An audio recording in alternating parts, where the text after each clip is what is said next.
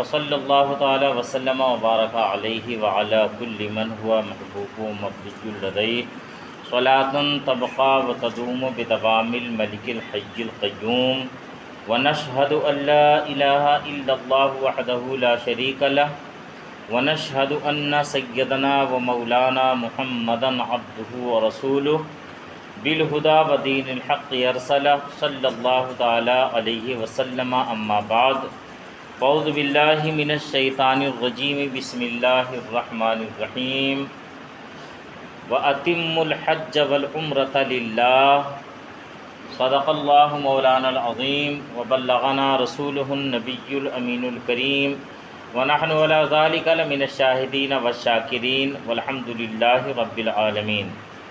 برادران ملت اسلامیہ، قابل قدر بزرگوں، نوجوان دوستوں، آئیے ہم اور آپ سب مل کر انتہائی ادب و احترام کے ساتھ اپنے و ساری کائنات کے مرکز عقیدت آقائے دو جہاں حضور رحمت عالم نور مجسم جناب احمد مصطفیٰ محمد عربی ارواحنا فداہ صلی اللہ تعالی علیہ وسلم کی بارگاہ اقدس میں درود پاک پڑھنے کی سعادتیں حاصل کر لیں۔ پڑھیں اللہم صلی علی سیدنا و مولانا محمد معدن الجود والکرم منبع العلم والحلم والحکم وآلہ الکرام اجمعین وبارک وسلم دائما ابدا سرمدا۔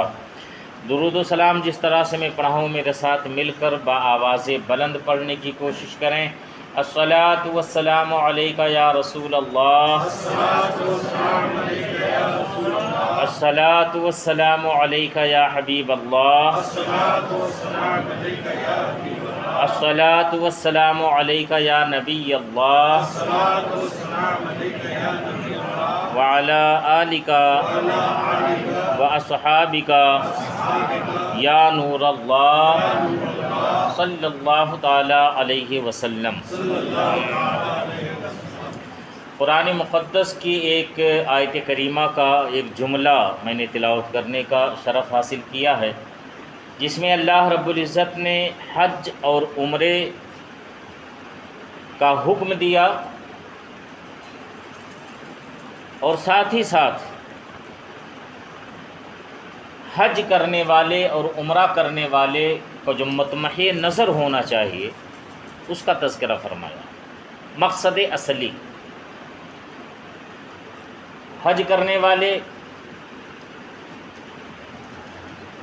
زندگی میں ایک بار جس کو استطاعت ہے یا ہو جائے جب کبھی کسی بھی سال، تو زندگی میں ایک بار حج کرنا یہ فرض ہے، اور یہ حج کی فرضیت بالکل اسی طرح سے ہے جیسے دیگر فرائض کی رکنیت ہے یا دیگر ارکان کی رکنیت جس طرح سے ہے، فرضیت جس طرح سے ہے، یعنی نص قطعی سے ثابت ہے حج کی فرضیت۔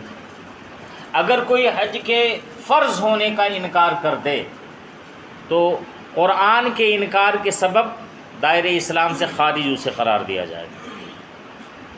جس طرح سے اور عبادتیں ہیں، ایسے ہی حج بھی ایک بڑا ہی عظیم الشان اللہ رب العزت کی بارگاہ میں حاضری کا انداز ہے۔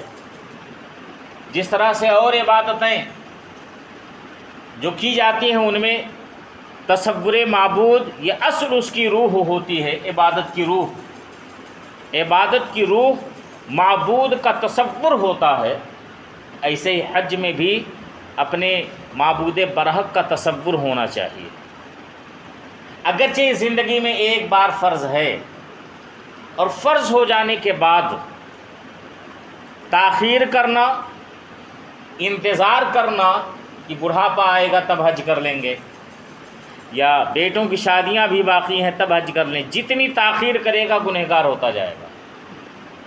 کبھی کبھی ایسا بھی ہوتا ہے کہ انسان حج فرض ہونے کے باوجود انتظار کرتا رہتا ہے اور پھر وہ بعد میں استطاعت والا نہیں رہ جاتا، بعد میں اس کا بیلنس خالی ہو جاتا ہے، اب وہ مجبور ہو جاتا ہے حالانکہ وہ فرض ہو چکا ہے۔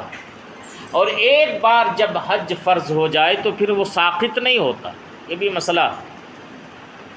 شریعت کا بھی پھر وہ ساقط نہیں ہوتا. اگر استطاعت والا ہو گیا، صاحب استطاعت اگر ہوگا، یعنی وہاں تک جانے اور آنے کا خرچ اس کے پاس موجود ہے، اور اس کی غیر حاضری میں اس کے گھر والوں کے لیے نان و نفقہ موجود ہے، وہاں جا کر آنے بھر کا پورا خرچ ہے اس کے پاس، راستے میں کوئی خطرہ بھی نہیں ہے، کوئی پریشانی بھی نہیں ہے، اس کے پاسپورٹ وغیرہ میں بھی کوئی دقت نہیں ہے، اور پھر راستے کی تمام صعوبتیں بھی نہیں ہیں جس سے رکاوٹ ہو سکے، تمام چیزیں ہر طرح سے سہولت ہے، اس کے پاس جانے آنے کا پورا خرچ موجود ہے، اور جتنے دن وہ غیر حاضر رہے گا اتنے دن تک اس کی اولاد کے لیے، اس کے اہل و عیال کے لیے نان و نفقہ کے خرچات اخراجات بھی موجود ہیں. تو اب اس کے لیے ضروری ہے کہ وہ حج ادا کرے، اللہ کے گھر کا طواف کرے، اور حج کے جتنے بھی ارکان ہیں ان تمام ارکان کو بجا لائے، اور ذی الحجہ کی 9 تاریخ کو جب سب کے سب حاجی عرفات کے میدان میں اکٹھا ہوں تو وہاں پر ضرور جا کر کے وہ وہاں تمام حاجیوں کے ساتھ وہاں پر وقوف کرے، وہاں پر تھوڑی دیر رکے. اگر ایک لمحے کے لیے بھی طواف کے میدان یا عرفات کے میدان میں قیام کا موقع مل گیا 9 ذی الحجہ کو، اگر ایک لمحے کے لیے بھی غروب آفتاب سے پہلے تک عرفات میں ٹھہرنے کا موقع مل گیا تو اس کا حج پورا ہو جائے گا، اس کا حج ادا ہو جائے گا. اس لیے کہ حج کا جو سب سے بڑا رکن ہے، حج کا جو سب سے بڑا فرض ہے، جس کو رکن اعظم کے نام سے یاد کیا جاتا ہے، وہ میدان عرفات میں وقوف کرنا ہے، میدان عرفات کے اندر قیام کرنا ہے، وہاں تھوڑی دیر ٹھہرنا ہے، اور جہاں پر جس جگہ بھی اسے موقع ملے، یعنی پورے عرفات کے میدان میں جہاں کہیں بھی اس کا خیمہ نصب ہو، یا جہاں کہیں بھی اس نے اپنی رہائش گاہ بنائی ہے، یا اگر کمیٹی کی طرف سے گیا، حج کمیٹی کی طرف سے جہاں بھی ان لوگوں کی جانب سے انتظام ہوا ہے، یا ٹور والوں نے اپنے حاجیوں کا انتظام جہاں بھی کیا، میدان عرفات میں کہیں بھی اگر ایک لمحے کے لیے بھی ٹھہر جاتا ہے تو اس کے حج کی فرضیت ادا ہو جائے گی. اور یہی سب سے بڑا حج ہے. حج کا جو فریضہ ہے، حج کا جو رکن ہے، سب سے بڑا رکن یہی ہے، یعنی 9 ذی الحجہ کو عرفات کے میدان میں تھوڑی دیر ٹھہرنا. اب وہاں حالانکہ ظہر تک لوگ پہنچ جاتے ہیں، عام طور پر ہوتا یہی ہے، ظہر تک لوگ وہاں پر پہنچ جاتے ہیں، اور سب سے بڑے رکن کی ادائیگی کرتے ہوئے نظر آتے ہیں وہ لوگ جن پر اللہ نے کرم فرمایا ہے، جنہیں اللہ رب العزت نے دولت عطا فرمائی ہے. ان کے لیے ضروری ہے کہ وہ طواف کریں کعبے کا، اور تمام ارکان کو بجا لائیں. اگر ایسا نہ کر سکے، یعنی حج فرض ہونے کے باوجود اگر کوئی حج نہیں کرتا ہے، تو یاد رکھیں اللہ رب العزت کی جانب سے عتاب میں وہ شامل، عتاب میں وہ گرفتار ہو جائے گا، اور پھر تاخیر کرنے کی وجہ سے وہ گنہگار کہلائے گا. اور اگر بعد میں اس قدر کمزوری آ گئی، اس قدر ضعف آ گیا، اس قدر بعد میں اس کے اوپر ناتمانی طاری ہو گئی کہ اب وہ چل پھر نہیں سکتا ہے، تو اب اس کے لیے ذمہ داری بنتی ہے کہ وہ حج بدل کروائے. خود اگر نہیں جا سکا، حج فرض ہو گیا تھا اس نے کیا نہیں، کمزوری آ گئی، چل پھر نہیں سکتا ہے، کسی بیماری نے اسے آ کر کے گھیر لیا ہے، پھر بھی اس کی فرضیت کہیں گئی نہیں ہے، اب وہ حج بدل کروائے. اس لیے کہ حج بدل کروانا بھی اس کے لیے ضروری قرار دیا جائے گا. برادران ملت اسلامیہ، یہ حج اسلام کا 5واں رکن کہہ لیجئے، یا کلمہ توحید کے بعد یہ 4تھا رکن اسلام کا ہے. رسول کائنات صلی اللہ تعالیٰ علیہ وسلم اور دیگر صحابہ کرام اور تمام مسلمانوں پر یہ حج کی فرضیت کا اعلان سن 9 ہجری کے اندر ہوتا ہے. فتح مکہ کے بعد سن 8 ہجری میں مکہ فتح ہوا، اور اس کے 1 سال کے بعد حج کی فرضیت کا اعلان کیا جاتا ہے، یعنی سن 9 ہجری میں حج فرض ہوتا ہے. اور جب رسول کائنات صلی اللہ تعالیٰ علیہ وسلم نے اس کا اعلان فرمایا تو صحابی مجمع کے اندر کوئی صحابی کھڑے ہوتے ہیں اور عرض کرتے ہیں یا رسول اللہ، کیا ہر سال حج کرنا ضروری ہے؟ کیا ہر سال کعبے کا طواف کرنے کے لیے ہم جائیں گے؟ ہر سال ہمارے لیے ضروری ہے کہ ہم حج کریں؟ اللہ کے رسول صلی اللہ تعالیٰ علیہ وسلم نے خاموشی اختیار فرمائی. پھر دوبارہ انہوں نے سوال کیا، پھر اللہ کے رسول نے خاموشی اختیار فرمائی. تیسری بار پھر وہی سوال کیا، کیا ہر ہر سال ہمیں حج کرنا ہوگا؟ اللہ کے رسول علیہ السلام نے ارشاد فرمایا اگر میں ہاں کہہ دوں تو ہر سال حج فرض ہو جائے گا، مگر زندگی میں ایک بار حج کرنا فرض ہے۔ پتہ چلا کہ رسول کائنات صلی اللہ تعالیٰ علیہ وسلم صرف اللہ کے قانون کو فالو ہی نہیں کرتے ہیں بلکہ قانون بنانا بھی جانتے ہیں۔ اللہ نے انہیں مقنن اعظم بنا کر کے چل مگر فرمایا ہے، جس کے لیے جیسا قانون چاہیں ویسا کر دیں، جیسا چاہیں اس کے لیے اس کے اوپر فرض قرار دیں۔ کیا ہم نے فراموش کر دیا ہے حضور رحمت عالم صلی اللہ تعالیٰ علیہ وسلم نے حضرت سراقہ کے لیے چند لمحوں ہی کے لیے سونا ان کے لیے جائز قرار دے دیا تھا۔ حالانکہ مرد کو سونا، ہر طرح کا سونا حرام ہے، ہر طرح کا سونے کا زیور استعمال کرنا، چاہے انگوٹھی کی شکل میں ہو، چاہے چین کی شکل میں ہو، چاہے کان میں سورا کروا کر اس میں بالی پہننے کی شکل میں ہو، کسی بھی شکل میں ہو، مرد کے لیے سونا پہننا یا سونے کا استعمال کرنا مکمل طور پر حرام ہے۔ مگر آقا علیہ الصلوۃ والتسلیم نے تھوڑی دیر کے لیے ہی صحیح حضرت سراقہ کے لیے جائز قرار دے دیا تھا، اس لیے کہ اللہ نے انہیں با اختیار بنا کر کے بھیجا ہے، اور ان کا اختیار صرف تکوینی اختیار نہیں ہے بلکہ اللہ نے انہیں تشریعی مختار بھی بنا کر جلوہ گر فرمایا ہے۔ یہ دو طرح کا اختیار پایا جاتا نا، ایک تکوینی اختیار ہوتا ہے، ایک تشریعی اختیار ہوتا ہے۔ آپ حدیث کریمہ کا مطالعہ فرمائے تو آپ کو پتہ چلے گا۔ تکوینی اختیار کا مطلب یہ ہے اس عالم کے اندر تصرف کرنا، زمین پر تصرف کرنا، آسمان پر چمکتے ہوئے چاند پر تصرف کر لینا، سورج پر تصرف کر لینا، درختوں کو اپنے حکم سے آگے پیچھے کر لینا، یہ تکوینی اختیار کہلاتا ہے۔ اور اس میں اللہ تعالیٰ نے یہ طاقت بھی اپنے پیارے حبیب صلی اللہ تعالیٰ علیہ وسلم کو عطا فرمائی۔ کیا ہم نے حضرت معاذ بن جبل اور دیگر صحابہ کرام کی روایت کرنے والی اس حدیث کو فراموش کر دیا ہے؟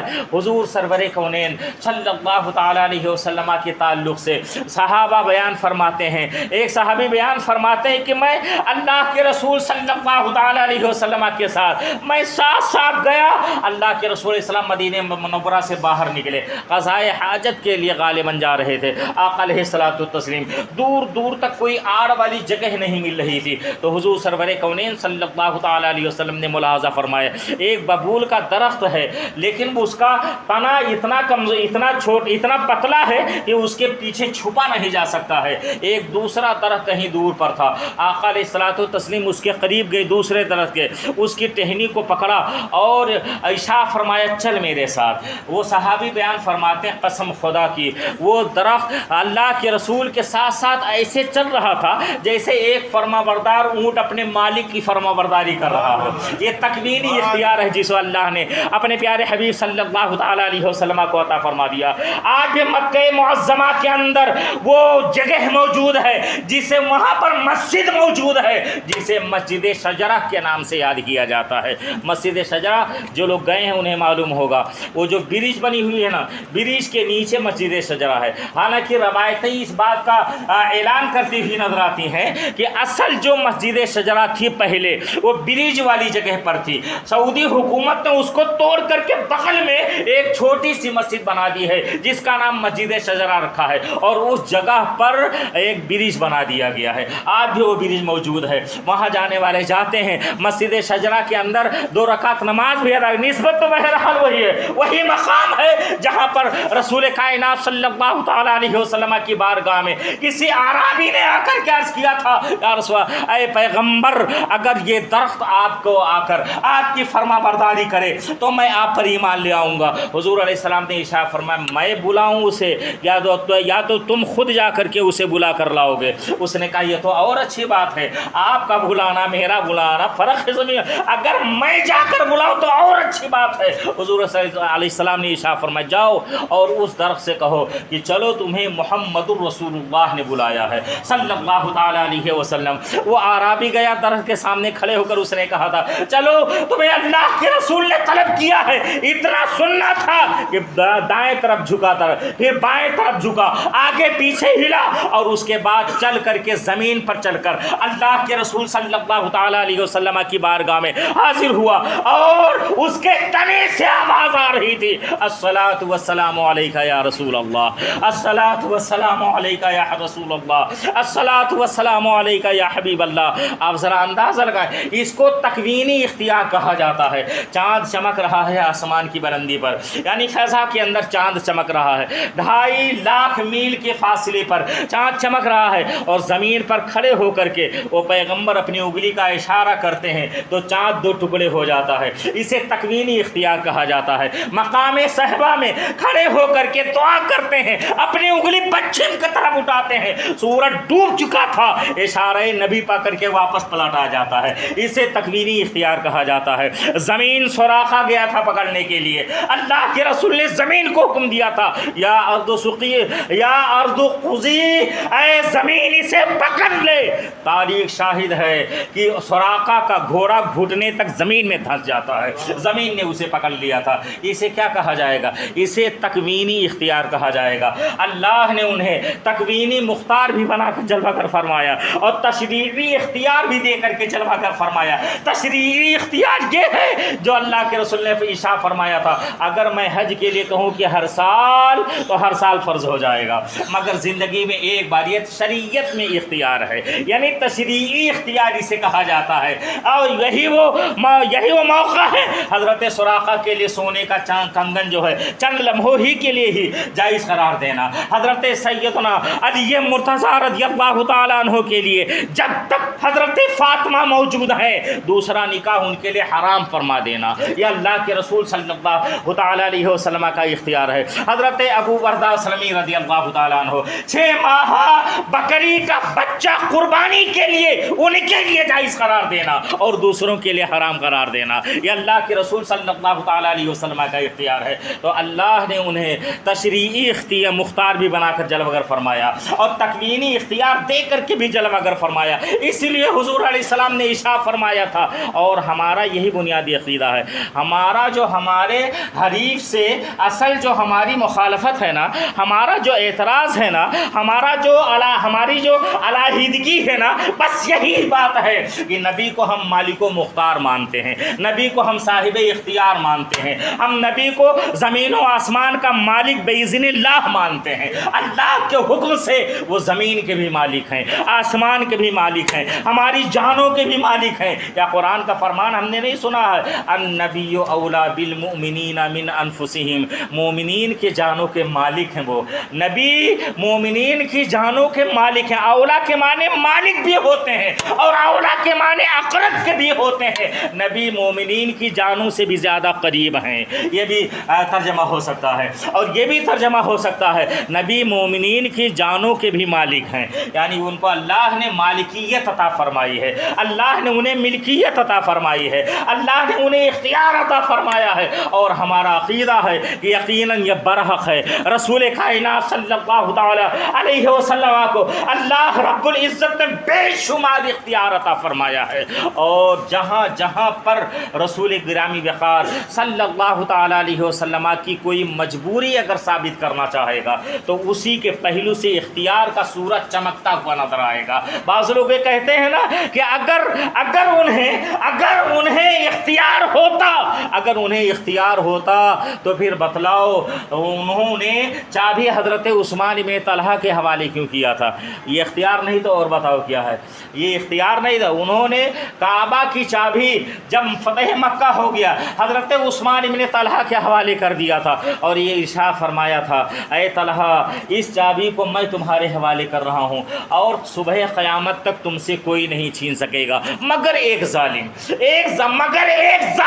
اللہ کے رسول نے فرمایا چابی ان کے حوالے کر دی۔ اور جب یزید کا زمانہ آیا تو یزید نے اس چابی پر قبضہ کرنا چاہا، اس کو چھیننا چاہا حضرت عثمان بن طلحہ کے خاندان والوں سے، مگر ایک دن یا زیادہ سے زیادہ 3 دن اس کے پاس رہی چابی، اور اس کے بعد گھبرا کر کے اس نے واپس کر دیا تھا، اور اس کے بعد سے لے کر آج تک کعبہ شریف کی چابی اسی خاندان کے حوالے ہے۔ میں یہ عرض کرنا چاہتا ہوں اللہ کے رسول صلی اللہ تعالی علیہ وسلم کو اللہ رب العزت نے بے پناہ اختیار عطا فرمایا ہے حج کے، اسی لیے قدم قدم پر حج کرنے والوں کو جنت کی بشارت دینے والا قرآن मुक़द्दस में सराहत के साथ बशारत नहीं है, मगर अल्लाह के रसूल ने सराहत के साथ बशारत अता फरमाई है, बेगुनाही का ऐलान फरमाया है, मैदान अरफात में मग़फ़िरत का ऐलान फरमाया है। मैं चंद हदीसें हज के हवाले से सिर्फ पेश करना चाहूँगा और ये बतलाना चाहूँगा जो हज करता है किस कदर अज़मत वाला होता है, अल्लाह का करम उसके ऊपर कितना ज़्यादा बरसता है और अल्लाह ताला की रहमत का किस कदर वो मुस्तहिक़ करार पाता है। रसूल अकरम हुज़ूर रहमत आलम सल्लल्लाहु ताला अलैहि वसल्लम ने इरशाद फरमाया, इस हदीस के रावी हज़रत सय्यदना अबू हुरैरा रज़ियल्लाहु ताला अन्हु है, सही बुखारी की हदीस मुबारक है। हुज़ूर अलैहिस्सलाम ने इरशाद फरमाया कि एक आदमी से किसी ने दरियाफ़्त किया, या रसूलल्लाह सबसे अच्छा अमल कौन है, सबसे अफजल अमल कौन है? तो हुज़ूर अलैहिस्सलाम ने इरशाद फरमाया, अल्लाह और उसके रसूल पर ईमान लाना। सब पहला सबसे अच्छा अमल ये है अल्लाह और उसके रसूल पर ईमान लाना। दूसरा उसके बाद फिर कौन सा अमल है? आपने फरमाया राह खुदा में जिहाद करना, राह खुदा में जिहाद करना। उसके बाद कौन सा अमल अफजल है? हुज़ूर अलैहिस्सलाम इरशाद फरमाते हैं कि हज मबरूर सबसे अच्छा अमल है, मकबूल हज सबसे अच्छा अमल है, यानी हज करना ये सबसे अच्छा अमल है। और उसके बाद एक और हदीस मुबारक इन्होंने ही रवायत किया है, हज़रत अबू हुरैरा रज़ियल्लाहु ताला अन्हु, हुज़ूर सरवर कौनैन सल्लल्लाहु ताला अलैहि वसल्लम ने इरशाद फरमाया कि जिसने हज किया और उसने ना तो बेहूदगी की और ना ही फिस्को फजूर का मुर्तकिब हुआ, तो वो हज से इस तरह से लौटेगा जैसे उस दिन कि जिस दिन उसकी माँ ने जना था, जिस दिन अपनी माँ के पेट से पैदा हुआ था। बिल्कुल बेगुनाह होकर के वो आएगा, मुनज़्ज़ह अनिल खता होकर के आएगा, हर तरह के सय्यात से मुबर्रा होकर के आएगा, हर तरह के गुनाहों से मुअल्ला होकर के आएगा। अल्लाह ताला उसके गुनाहों व उसके बदन पर गुनाह का मैल बाकी नहीं रहने देगा, इसलिए कि वो हज कर चुका है। और सुनो ज़रा हदीस मुबारक, हुज़ूर सरवर कौनैन सल्लल्लाहु ताला अलैहि वसल्लम इरशाद फरमाते हैं, और इसकी ये रवायत करने वाली हमारी माँ हज़रत सैयदा आयशा सिद्दीक़ा रज़ियल्लाहु ताला अन्हा है। आका अलैहिस्सलाम ने इरशाद फरमाया, कोई दिन ऐसा नहीं है जिसमें अल्लाह ताला यौम अरफा की निस्बत ज़्यादा बंदों को जहन्नम से आज़ाद करता हो। यानी जब यौम अरफा आता है, जब नवी ज़िलहिज्जा का दिन आता है, जब ज़िलहिज्जा की 9 तारीख होती है, तो सबसे ज़्यादा बंदे गुनहगार बंदों को अल्लाह ताला मग़फ़िरत अता फरमाता है। अरफा के सदक़े में, अरफात के दिन के सदक़े में अल्लाह रब्बुल इज़्ज़त अपने गुनहगारों की मग़फ़िरत फरमाता है, उनकी बख्शिश फरमा दिया करता है। आप ज़रा सोचो और अंदाज़ा लगाओ अल्लाह का करम किस कदर हमारे लिए हमारी तरफ मायल है। अल्लाह रब्बुल इज़्ज़त की रहमत किस तरह से हमें सहारा देने के लिए हर वक्त तैयार रहती है। अल्लाह ताला का की कुदरत किस तरह से हमें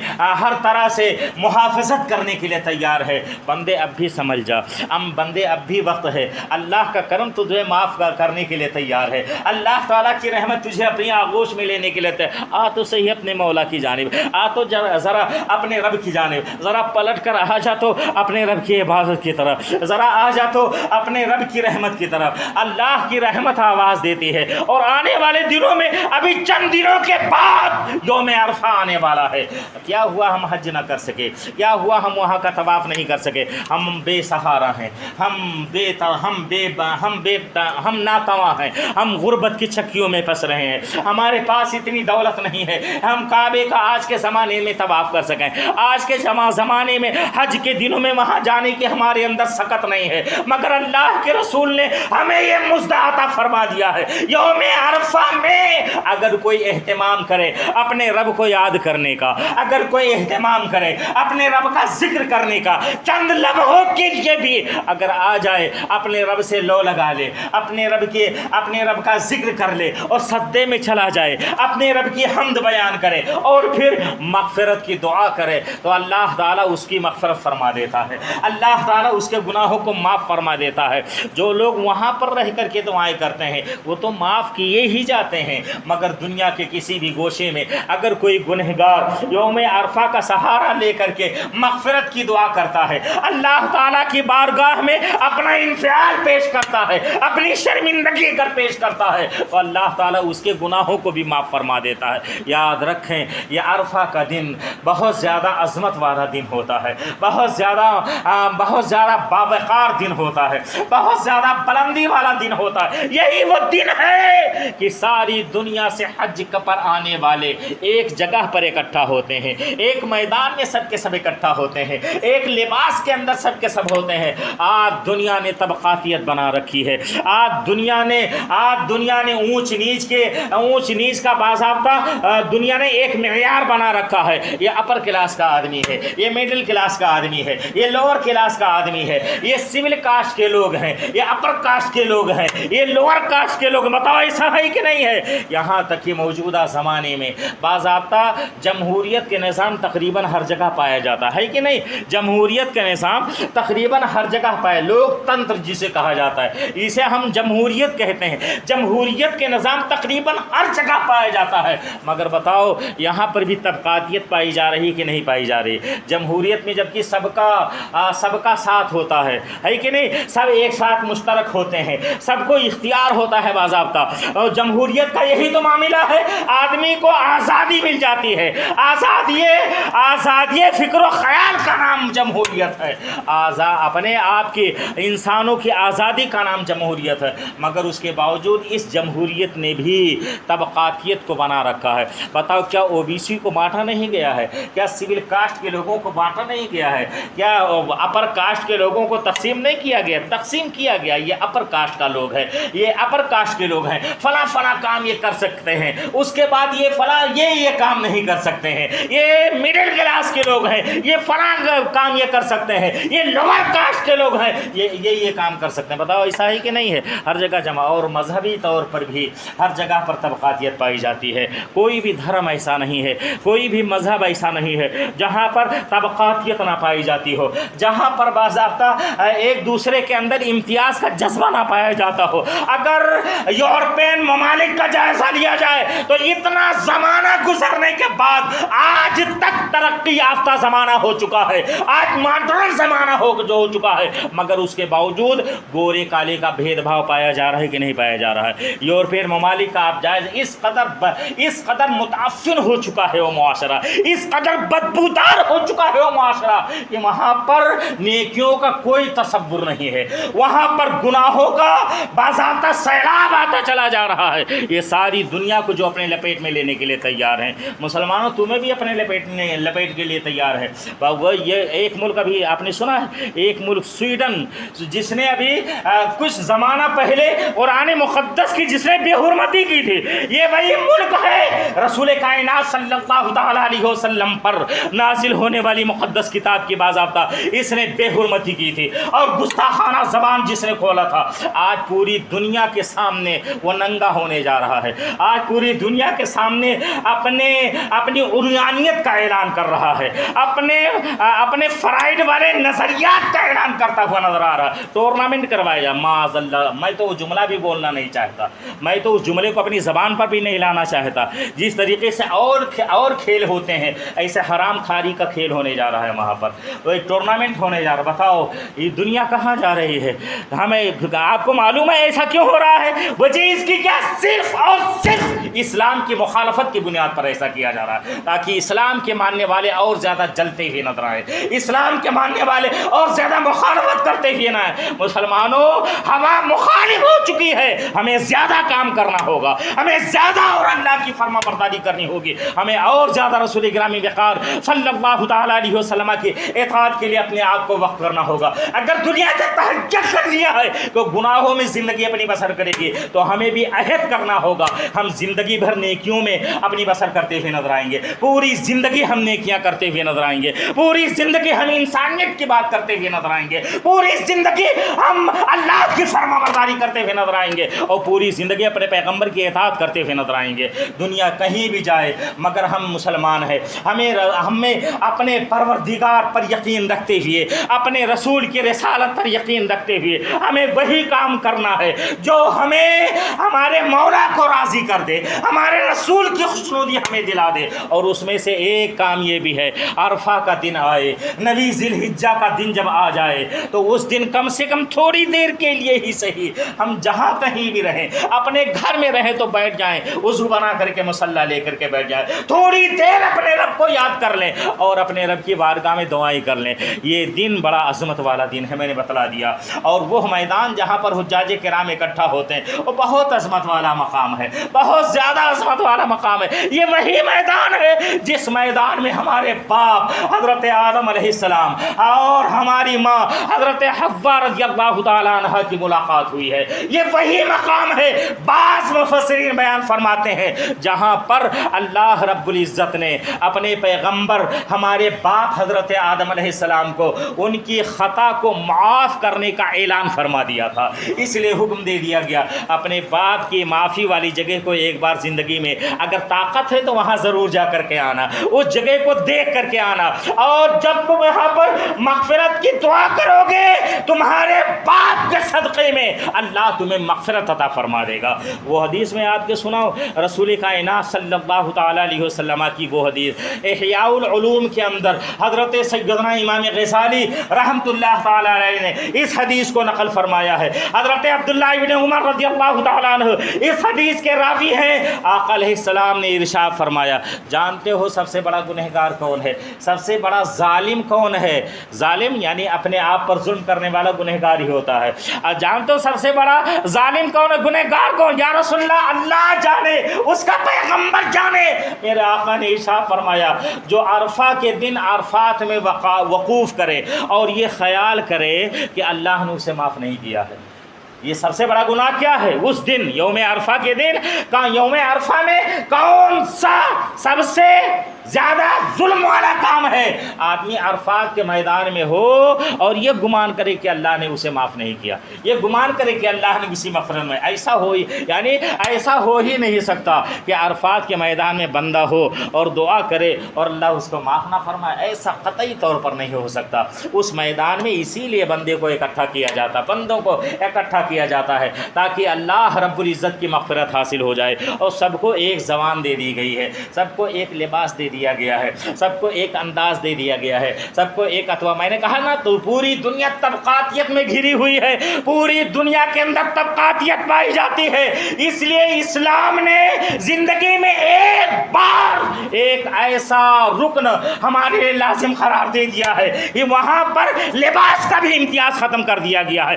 ایک لباس میں سب کو وہاں پر اکٹھا کر دیا, ایک زبان میں سب کو اکٹھا کر دیا. احرام کا لباس بندہ پہنتا ہے, زبان پر لبیک اللہم لبیک کے نعرے ہوتے ہیں. بتاؤ دنیا میں ایسا کہیں ملے گا آپ کو, ایسا کوئی معیار, ایسا کوئی تصور آپ کو کہیں نظر آئے گا, ایسا کوئی قانون آپ کو نظر آئے گا؟ اگر اعتراض کرنے والا یہ اعتراض کرے کہ تمہارے یہاں تو طبقاتیت کا خاتمہ کا اعلان تو کرتے ہو مگر نمازوں میں جب جاتے ہیں تو ان کی ٹوپی الگ ہوتی ہے, لیوا اور کرتا الگ ہوتا ہے, کوئی شرٹ پہن کر کے آتا ہے, کوئی رنگین کرتا پہن کر آتا ہے, کوئی سفید کرتا پہن کر آتا ہے, یہ الگ الگ ہے. تو یہاں بھی تو امتیاز تو پایا جا رہا ہے. تو اسے حج کا منظر دکھلا دینا, اسے کہہ دینا. اسی لیے ایک لباس عطا کر دیا گیا ہے, ایک زبان عطا کر دی گئی ہے تاکہ یہاں پر لباس کا بھی امتیاز ختم ہو جائے اور پتہ چل جائے کہ بندہ وہ صاحب و محتاج و غنی ایک ہوئے. تیری سرکار میں پہنچے تو سبھی ایک ہوئے, یہاں کوئی امتیاز نہیں رہے گا. حج یہ ہمیں پیغام دیتا ہوا نظر آتا ہے, حج ہمیں یہ میسج دیتا ہوا نظر آتا ہے انسانیت اور انسانوں کو طبقوں میں تقسیم نہ کیا جائے گا. اور وہی وہ حج ہی کا تو منظر تھا جس میں حضور علیہ الصلوۃ والتسلیم نے طبقاتیت کے خاتمے کا اعلان فرمایا تھا اور یہ ارشاد فرمایا تھا, لوگوں سنو, آج کے بعد جاہلیت کے تمام رسموں کو میں نے اپنے قدموں تلے روند دیا ہے. آج کے بعد کسی گورے کو کالے پر, کسی کالے کو گورے پر, کسی عربی کو اجمی پر, اجمی کو عربی پر کوئی فضیلت نہیں ہے الا بالتقویٰ, مگر تقویٰ کے لحاظ سے. جو تقویٰ والا ہوگا وہ سب سے زیادہ بلند ہوگا. اس میں upper class, middle class, lower class کا تصور نہیں ہے, صرف تقویٰ کا تصور ہے. اس لیے حج ہمیں مساوات کا بھی درس دیتا ہے, حج ہمیں اللہ تعالیٰ کی بارگاہ میں حاضری کا شعور پیدا کرتا ہے, حج ہمیں گناہوں سے پاکیزہ بناتا ہے. اس لیے زندگی میں ایک بار جنہوں اللہ نے استطاعت عطا فرمائی ان پر حج فرض ہے. اور جو روح بتلائی قرآن مقدس نے دونوں جگہ پر, جہاں وَأَتِمُّ الْحَجَّ وَالْعُمْرَةَ کہا وہاں بھی للہ کہا, اور جہاں پر یہ کہا کہ تم پر اس گھر کا طواف, اس گھر کی حاضری تمہارے لیے ضروری ہے اگر تم استطاعت کرتے ہو. وَلِلَّهِ عَلَى النَّاسِ حِجُّ الْبَيْتِ مَنِ اسْتَطَاعَ إِلَيْهِ سَبِيلًا. یہاں بھی للہ کا لفظ آیا، اللہ کے لیے۔ یہ تمہارا حج، یہ تمہارا عمرہ، یہ سفر صرف اور صرف اپنے مولا کو راضی کرنے کے لیے ہونا چاہیے، اور کوئی مقصد نہیں ہونا چاہیے۔